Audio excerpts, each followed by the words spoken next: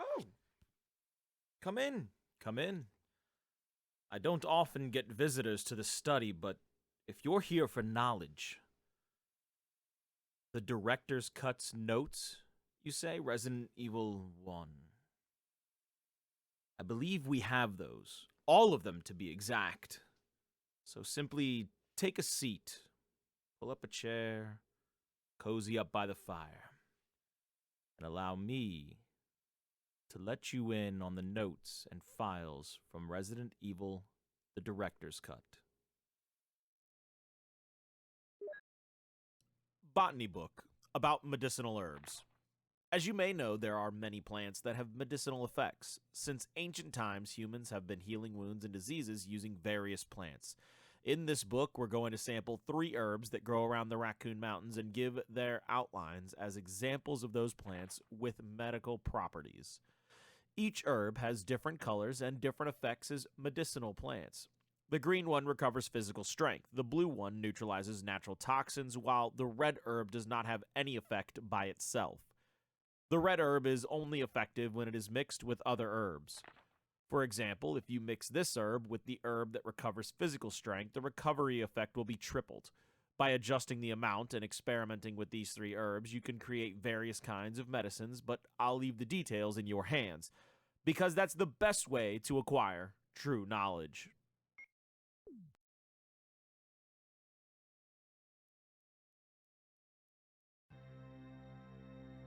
Researcher's Will.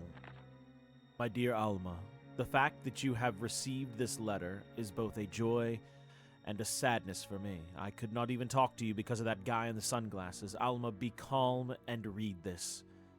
I think I've told you that I moved to a pharmaceutical company's lab. They headhunted me. Last month there was an accident in the lab and the virus we were studying escaped.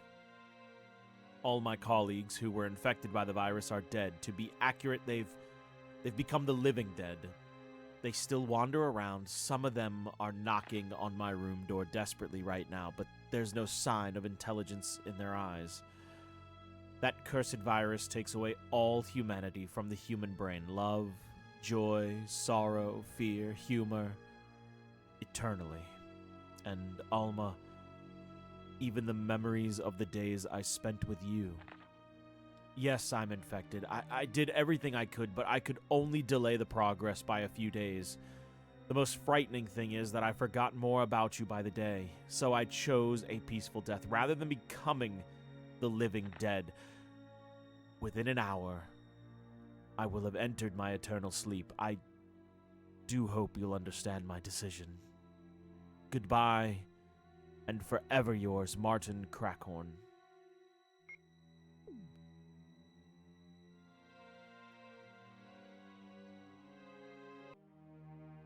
The Keeper's Diary. May 9th, 1998. At night, we played poker with Scott the guard, Elias, and Steve the researcher. Steve was really lucky, but I think he was cheating. What a scumbag. May 10th, 1998. Today, a high-ranking researcher asked me to take care of a new monster. It looks like a gorilla without any skin. They told me to feed them live food. When I threw in a pig, they were playing with it, tearing off the pig's legs and pulling out the guts before they actually ate it. May 11th, 1998. Around 5 o'clock this morning, Scott came in and woke me up suddenly. He was wearing a protection suit that looks like a spacesuit. He told me to put one on as well. I heard there was an accident in the basement lab. It's no wonder those researchers never rest, even at night. May 12th, 1998. I've been wearing this annoying spacesuit since yesterday. My skin grows musty and feels very itchy.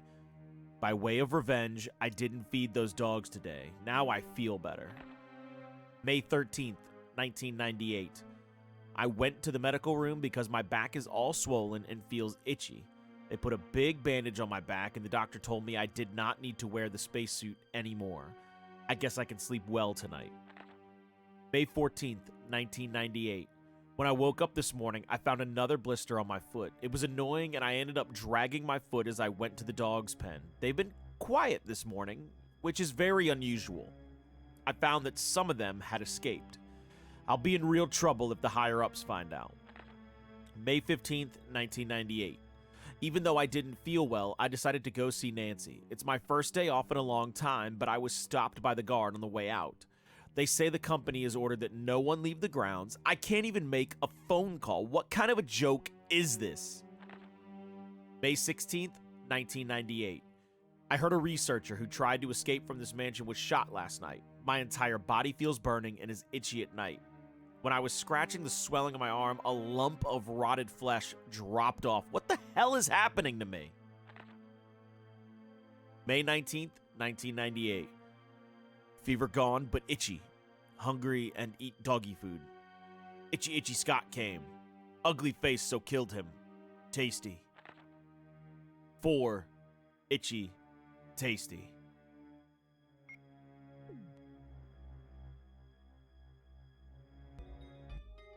Plant 42 report. 4 days have passed since the accident, and the plant at Point 42 is growing amazingly fast. It has been affected by the T-virus differently than other plants have been and shows unique shape in addition to its size. Looking at the way it behaves, it is now difficult to determine what kind of plant it was originally. There are 2 ways in which Plant 42 gathers its nutrition. The first one is through its roots that reaches into the basement. Immediately after the accident, a scientist went mad and broke the water tank in the basement. Now the basement is filled with water. It is easily imaginable that there are some chemical elements that were blended in with the water. It promotes the incredibly fast growth of Plant 42. Another part of Plant 42 from the basement grows through the duct and hangs down like so many bulbs from the ceiling of the first floor. Many vines come out of those bulbs, and they are the second resource for its nutrition. Once sensing movement, Plant 42 shoots its vines around the prey and holds it. Then it starts sucking up blood, using the suckers located at the back of its vine. It also has some intelligence. It blocks the door by twining its vines around it, especially when it captures prey or is sleeping. Several staff members have already fallen victim to this. May 21st, 1998, Henry Sarton.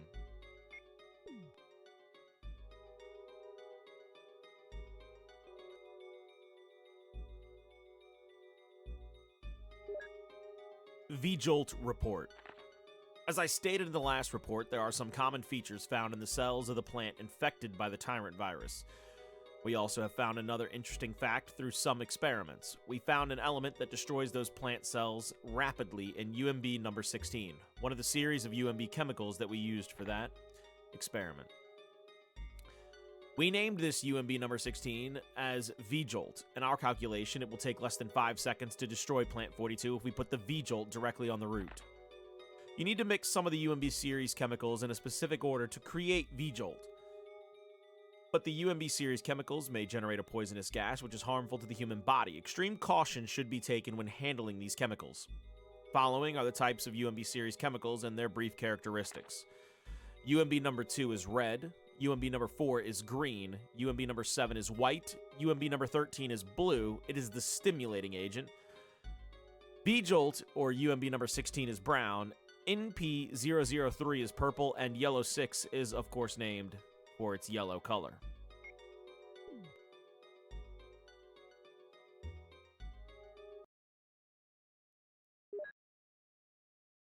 Orders. Top secret, July 22nd, 1998, 2:13.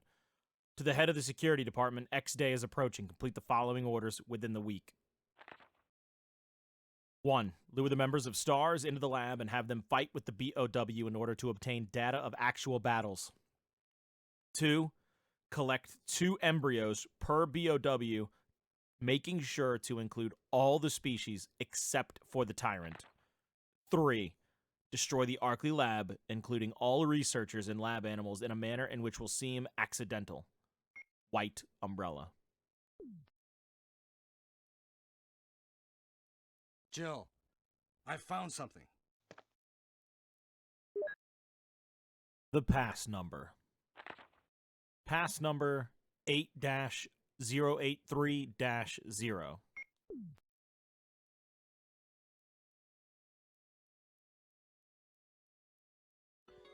Scrapbook. Raccoon Times, May 27th, 1998. Animal attack, Woman mutilated. May 20th around 10 p.m., a 20-year-old young woman's body was found by a passerby on the left bank of Marble River in the Cider district of Raccoon City. Raccoon police assume it to be a grizzly or other animal's doing because there are teeth marks along her mutilated arms and left foot that show considerable power. Since she was wearing a hiking boot on her remaining foot, it has been determined that she was attacked in the Arkley Mountains and fell into the river. They are hurrying to identify this woman. Raccoon Weekly, June 16th, 1998. Monsters in the Arkley Mountains? Some people claim they've seen monsters in the Arkley Mountains. The monsters are supposedly about the same size as large dogs and usually run in a pack as wolves do. This may sound like a group of ordinary wild dogs, but these monsters are surprisingly fierce and hard to hurt. They say these dogs won't bother you unless you wake them, so you smart readers should stay out of the Arkley Mountains for the time being. But if you're looking for adventure, check it out. You want to try? Raccoon Times, July 9th, 1998. Mystery on the Arkley Mountains. Mountain road blocked. Due to successive disasters in the Arkley Mountains, the city authorities have decided to block the road leading to the foothills. At the same time, Raccoon police intend to begin the search for the lost people with the help of STAR's team members. They expect great difficulty because of the vast size of the Arkley Mountains and the primeval forest that covers most of that area. Also, people are still reporting sightings of grotesque monsters in the mountains.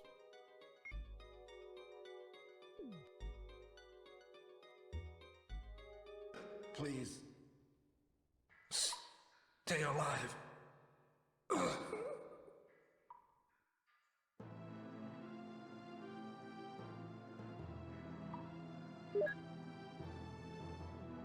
Barry's picture.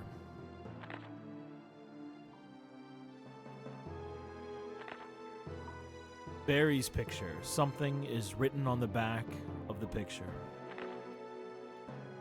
My dearest Moira and Polly, I hope you will grow up to be strong and beautiful women and help to cheer up Mother. Your father will be watching you, all from heaven. Dad.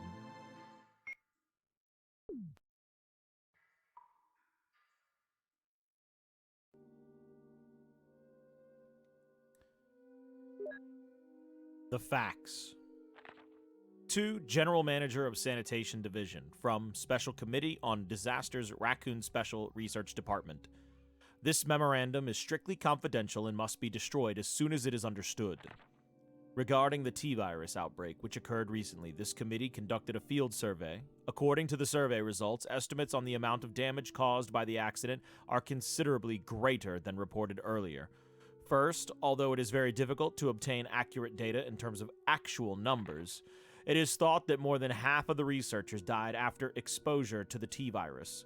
The body count will most likely increase since nearly all of the survivors show symptoms peculiar to the T-virus. Second, our security system is still in operation. However, our special security guard squad has been nearly destroyed. Because of that, research information considered by our company to be top secret has been made available to outsiders. Countermeasures should be taken as soon as possible. Finally, many of the subjects from the experiment have escaped and are out of control. We believe that some researchers were killed by these subjects and their bodies were mutilated. By curious coincidence, these events are proof of the success of our research. However, there is also a very high risk that this news may be leaked to the press if we don't act immediately. The condition is very serious. Our operation to cover up the situation is difficult to attain. However, we hope the problem will be solved quickly. We are especially concerned that the state police and STARS are intervening too quickly. We need to act on this situation as well.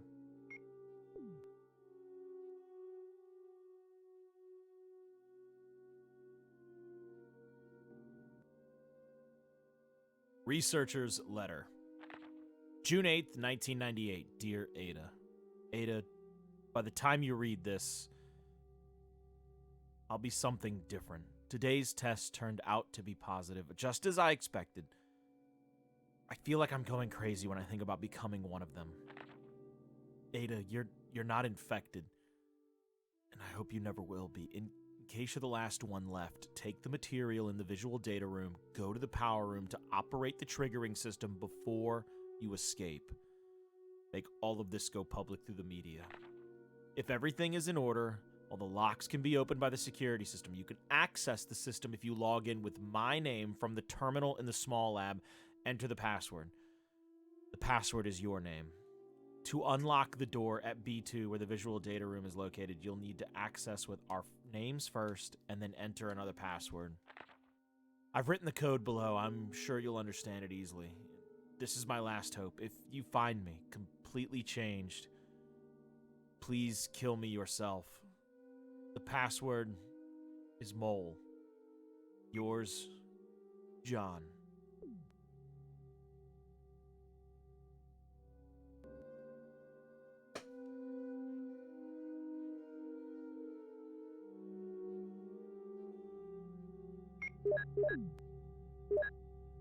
Passcode 01. I swear by myself, declares the Lord, that because you have done this and have not withheld your son, your only son. Genesis 22:16.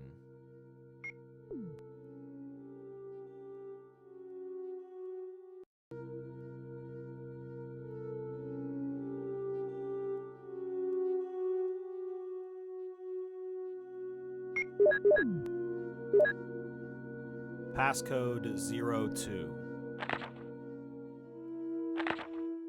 I will surely bless you and make your descendants as numerous as the stars in the sky and as sand on the seashore. Your descendants will take possession of the cities of their enemies. Genesis 22:17.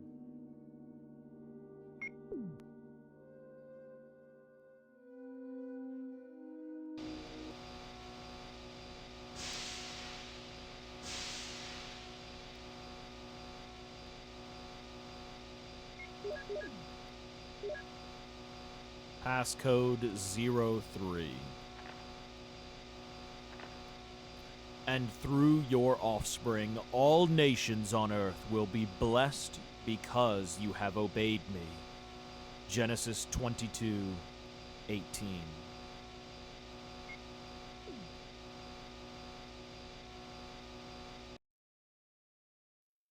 Well, there you have it.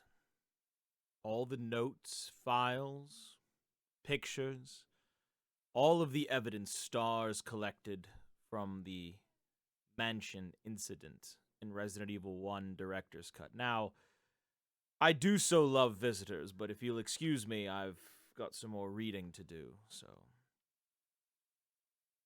be gone with you.